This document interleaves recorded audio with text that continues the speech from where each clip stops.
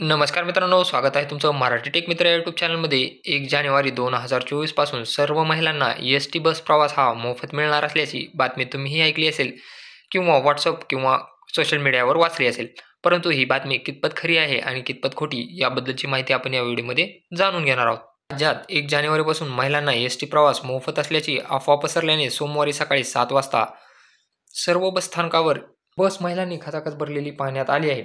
वाहकाने मोफत प्रवास नाही, अर्धे तिकीट लागेल असे सांगताच महिलांचा भ्रमनिरास झाल्याचा प्रकार पाहावयास मिळाला. 4 दिवसापासून गावोगावात अशी अफवा पसरली आहे की 1 जानेवारी 2024 पासून सर्व महिलांना एस-टी प्रवास हा मोफत मिळणार आहे. यामुळे बसमध्ये महिलांची मोठी गर्दी वाढली. वाहकाने सत्यस्थिती सांगताच अनेक महिला बसमधून उतरल्या, तर काही महिलांनी अर्धे तिकीट काढून प्रवास केला आहे.